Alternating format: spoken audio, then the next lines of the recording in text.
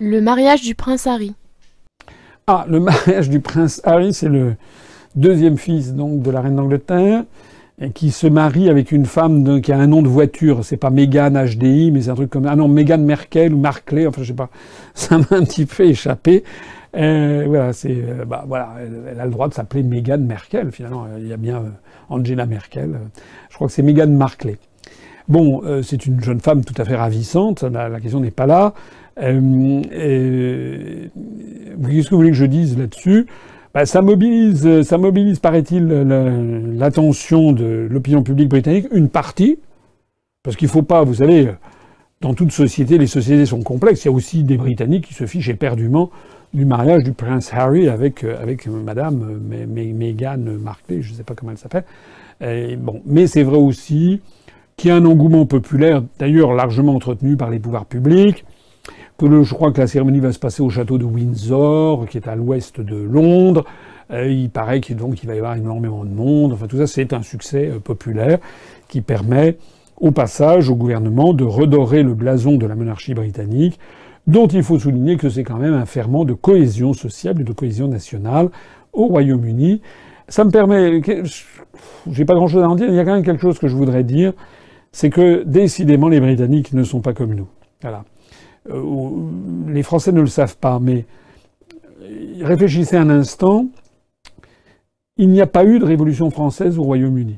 Ça paraît une évidence, mais il faut bien en tirer les conséquences. Il y avait eu une révolution antérieurement avec l'affaire de Cromwell, mais qui n'avait pas débouché sur l'instauration définitive de la République. Ensuite, c'était de nouveau un système monarchique parlementaire qui s'était installé.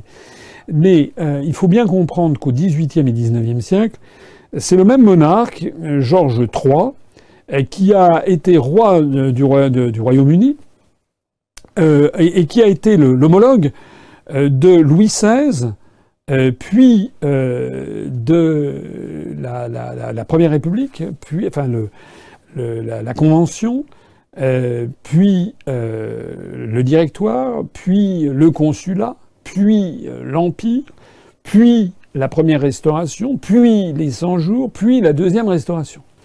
Donc lorsque Georges III de Hanovre, qui était de la maison de Hanovre, qui était le monarque britannique, entre, mettons, 1700, je sais plus combien, 75 et 1820, ils ont toujours le même roi, alors qu'en France, ce sont des convulsions politiques incroyables.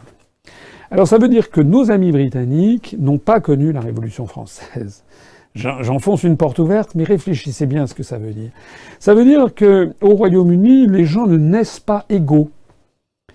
Il y a la reine d'Angleterre, elle est reine par la grâce de Dieu. Élisabeth II, de la maison de Windsor. La maison de Windsor, si ils sont sur le trône britannique, c'est parce que c'est Dieu qui l'a voulu. C'est ça l'explication officielle. Si vous demandez à un Britannique, mais pourquoi c'est Madame Elisabeth Windsor qui est sur le trône pourquoi? Alors, on pourra trouver des raisons historiques, l'acte de dévolution, puis après, quand ils sont allés chercher des monarques en Allemagne, mais fondamentalement, la justification juridique, c'est par la grâce de Dieu. Je signale également qu'au Royaume-Uni, la très grande majorité des terres appartiennent à l'aristocratie. Il y a des aristocrates au Royaume-Uni qui sont dans la nation et qui ont des fortunes considérables. Il y a, par exemple, le duc de Devonshire, c'est dans le nord, c'est à l'est de Liverpool, en Angleterre, le duc de Devonshire qui a des centaines d'hectares de terrain et un manoir, enfin un château tout à fait considérable. Il possède une des plus grandes collections de tableaux et d'œuvres d'art du Royaume-Uni qui comporte excusez du peu, mais qui comporte des dessins de Léonard de Vinci, de Michel-Ange, des tableaux de Raphaël, enfin des choses tout à fait incroyables, d'une richesse inouïe. Au sud de Londres, vous avez également le château comment dirais-je, du duc de Marlborough, de la famille duquel appartenait Winston Churchill ou Lady Diana Spencer. Vous avez un château qui est plus grand que le château de Versailles, ou à peu près. Donc, il y a encore toute une aristocratie, qui d'ailleurs est représentée dans l'un des deux parlements, enfin dans le Parlement, dans l'une des deux chambres, la Chambre des Pairs, qui, même si elle a vu son pouvoir de plus en plus raboter au fur et à mesure du XXe siècle, c'est quand même la Chambre des Pairs où il y a des gens qui ne sont pas élus, si ce n'est que par filiation, parce qu'ils appartiennent à une lignée aristocratique. Et une grande partie des terres au Royaume-Uni appartiennent à l'aristocratie, de telle sorte que seule une minorité de propriétaires britanniques possèdent la terre comme on la possède en France. En France, vous achetez un petit lopin de terre avec une maison dessus, mais elle vous appartient. Et éventuellement, jusqu'à la fin des temps, vos enfants, vos petits-enfants, vos arrière-petits-enfants, s'ils ne la vendent pas entre-temps, auront toujours la même terre.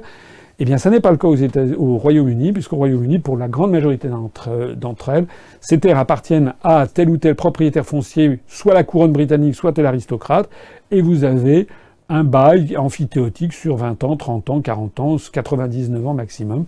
C'est comme ça que ça fonctionne, le Royaume-Uni. Le mariage du prince Harry me permet de souligner à quel point nous avons quand même des sacrées différences entre la France et le Royaume-Uni. Et c'est tant mieux comme ça, d'ailleurs. Heureusement, c'est ça qui rend la vie belle et intéressante, c'est que les peuples soient différents et qu'ils gardent leur identité et leur authenticité.